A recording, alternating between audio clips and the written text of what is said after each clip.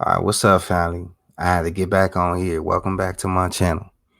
Welcome back to my channel. I gotta address a very crucial issue. Um, one of my buddies messaged me and wanted me to, really talk about this. And I felt impelled to get on here and talk about this with you guys. Now, y'all see the name of the title, and I just want to say never overlook contempt. Like when someone views you with contempt and they talk to you like you're beneath them, it could really lead to serious harm, relationally, socially, physically, emotionally, mentally. Let's unpack this idea and really understand why it's important to remove this type of energy from your life. You have to remove this type of energy from your life. It don't matter who they are. If somebody is being condescending, speaking down to you and on you and stuff like that, you don't want no parts of that. You don't want no parts of that because it'll change you on the inside. It'll change you who you are. Now let's double down and let's define content. Let's define what content is. And I'm sure you all have heard the word contempt before. Contempt of court order, stuff like that. You guys heard that, but I don't think you ever discussed it in this capacity. So let's talk about what contempt is. Now, contempt and it's that feeling of disdain or scorn towards someone else. You know, have you ever felt the weight of someone's gaze when they look at you with contempt? Or, like when your mom, like, somebody cut their eyes at you or roll their eyes at you or something like that, or turn their lip up, do something like that.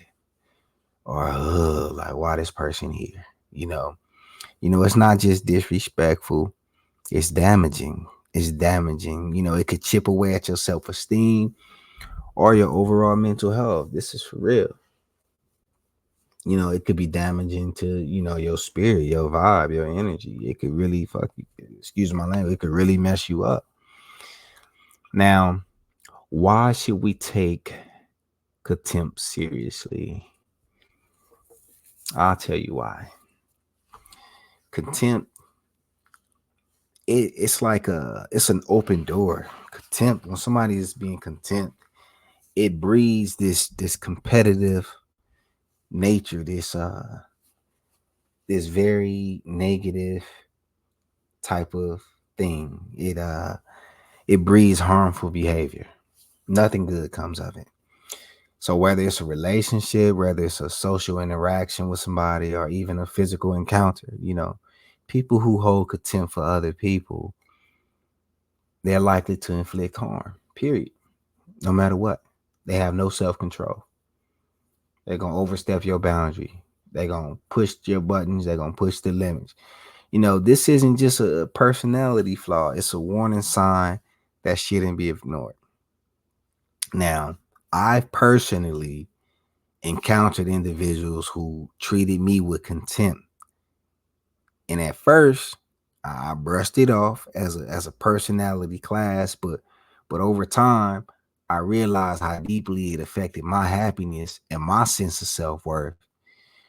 So when somebody is consistently looking down on you, it's a signal that their negativity can seep into your life and influence how you see yourself. Let me give you like more details about it. All right, so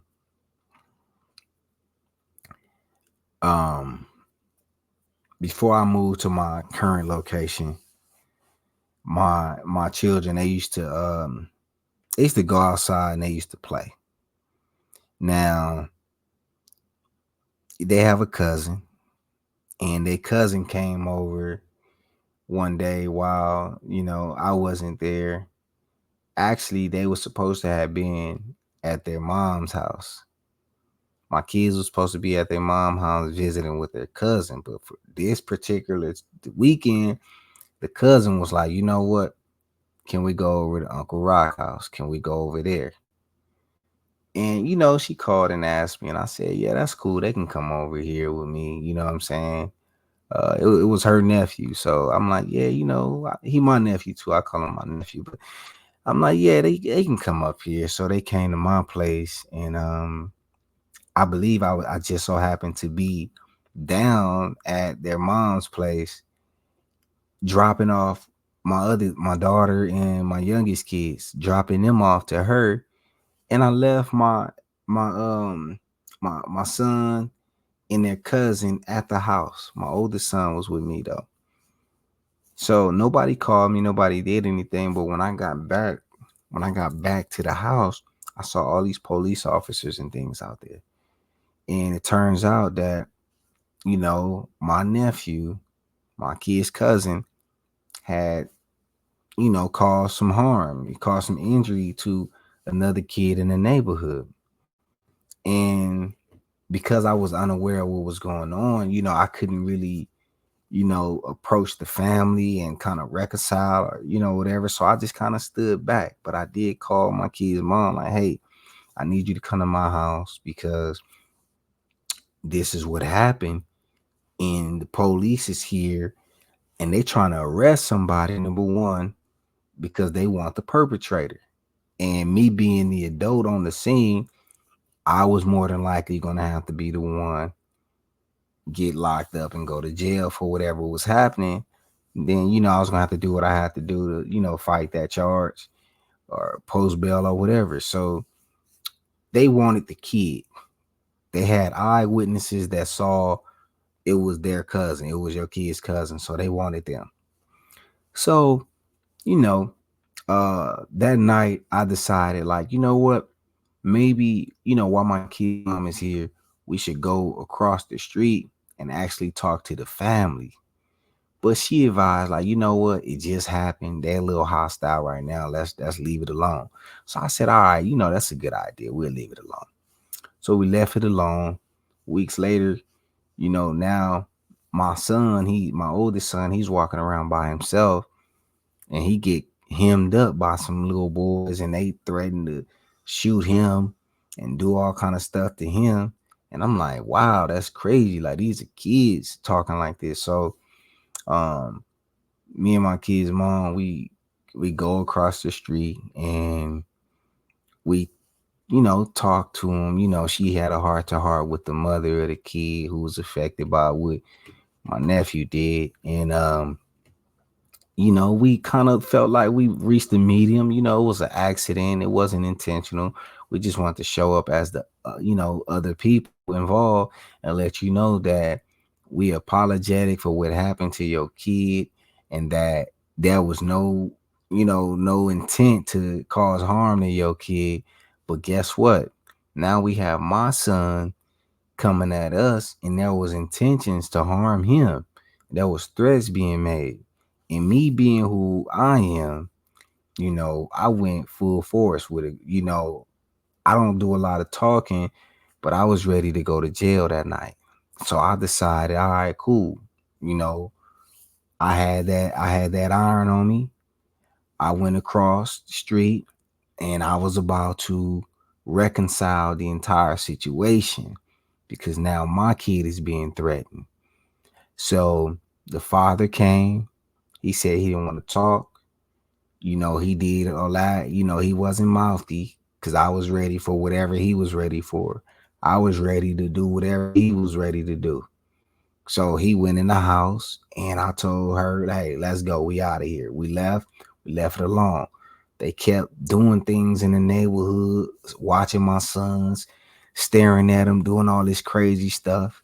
And I'm not one of those type of guys that's pushing for, oh, I'm gonna turn the other cheek. I'm not one of them type of dudes. When I measure somebody's energy and their energy is a little off, I start to get a little, on the fence. So I put my whole family on the fence. And I really, you know, at this time I was preferring for my kids just to kind of be down at their mom house a little bit because I already knew what type of time I was on.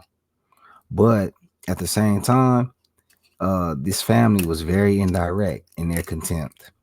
So they was doing things like staring at my kids, uh, on the phone real loud, talking and saying stuff about my kids, and you can hear them from across the street.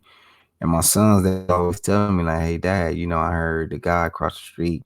He was saying them effers over there, this and that, and blah blah blah." So now I'm getting a little upset. So now I'm trying to go catch him. I've been trying to catch this guy for a couple of days. So one day, I see him walking his dog, and I come outside. When I come outside, I'm like, "Hey." He act like he couldn't hear me. I'm like, "Hey," and he turned around like, "What?"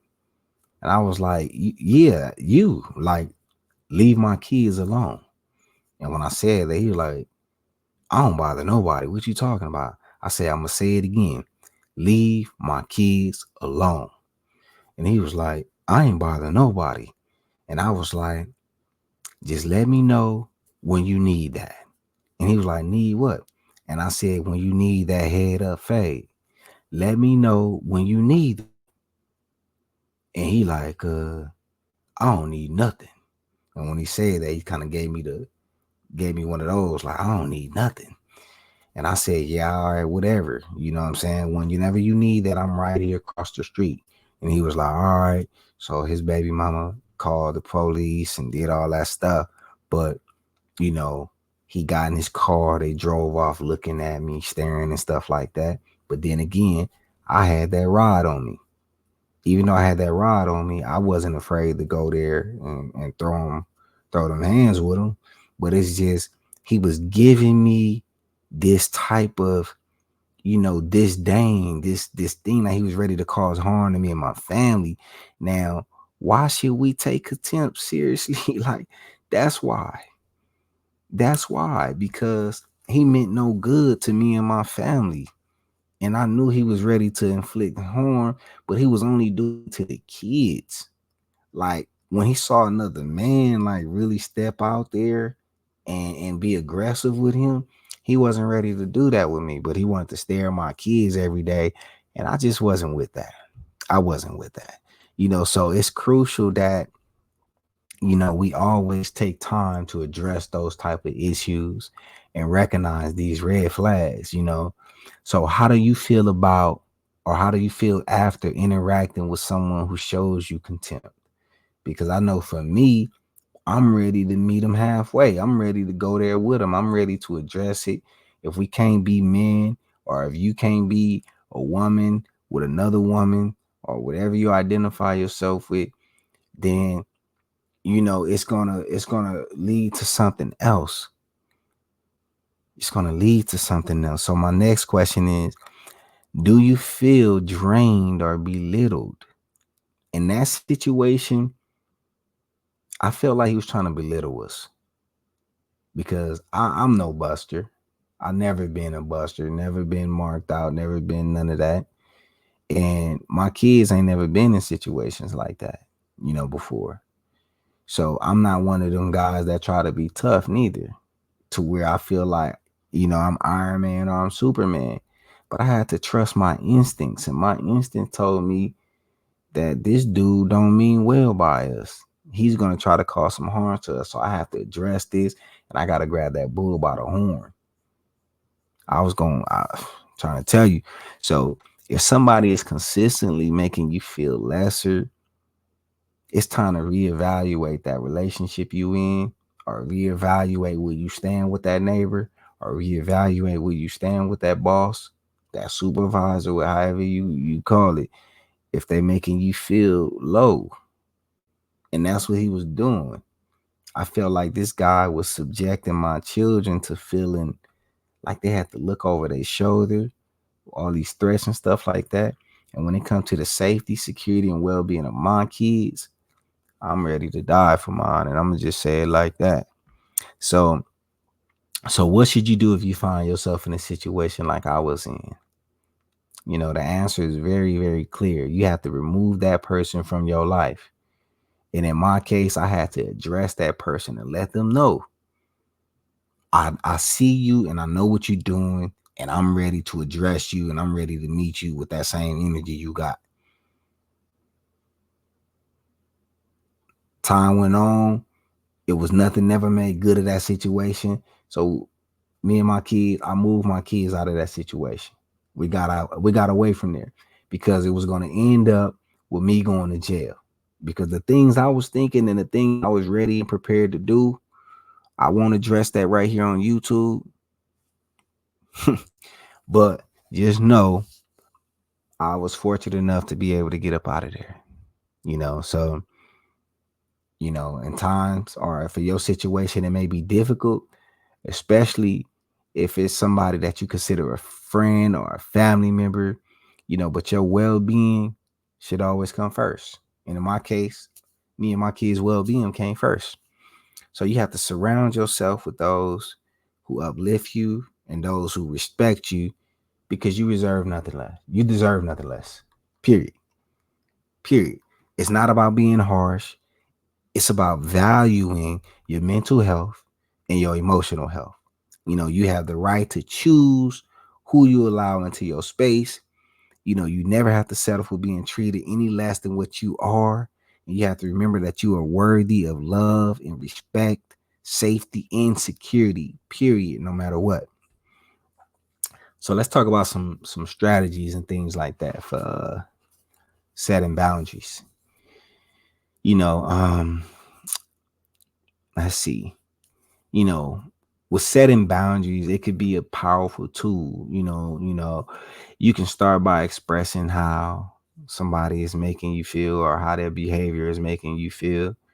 And in my case, I felt like going over to talk to this family and let them know how we felt was a good way for us to establish and set boundaries by making contact, letting them know like, look, hey, what happened. You know what I'm saying? And once I was able to see that and to recognize that this guy was not trying to bend or fold, I knew where I stood with this guy. I knew I had to watch this guy. So that created that boundary for me. Tell my kids, watch this dude. We can't trust him. So then, after they didn't respond positively like I thought, it was a clear indication that it was time for me to distance myself, from this family. We can't turn our back. So I started to, reverse my car in, watching, you know, I already knew the guy was an active gang member. So I had to keep that thing on me. I had to make sure I didn't go outside with flip flops on. I had to make sure I was just ready for everything. No matter what, I was ready for everything. I wasn't just walking to my car or getting out the car on the phone, not paying attention like a goof. I had to make sure I was prepared and ready for whatever he was coming with. So I had to prioritize the relationships, that meant a lot to me. And for me, that was my kids. I didn't want to be taken away from them. I didn't want to be in jail. So I had to do what was best for me because this dude, he was clearly ready to crash out. And for me, that couldn't happen. So for you in your situation, you got to prioritize those relationships and you have to have people around you who foster positivity and support, So have you ever dealt with somebody? Now let's go into the comments. Let's go into the comments and talk about this for a minute. Have you ever dealt with someone who viewed you with contempt? And we already talked about what contempt is. So how did you handle it when you did it? You may have you would have probably handled that situation a lot better than me, or you probably felt like I provoked that situation, but I had to do what I had to do. I would love to hear some of you guys' stories in the comments below. And remember, sharing your experiences, it can help other people who may be facing the same situation. So please do not hold back. Please do not hold back. Just share right there in the comments so that way we can have this back and forth dialogue about it. And if this video resonated with you, please give it a thumbs up. Subscribe and hit that notification bell for more content like this. I will be happy to get on here and talk about more things like that because you guys support means the world to me. And that's what I need. I need that. So thanks for watching. And remember, never overlook contempt. That's a red flag that you just can't overlook. You deserve to be treated with respect and dignity at all time, or you got to be willing to go there for it like I was. So I'll see you guys next time on the next episode. In the meantime, ask Sylvester Lee.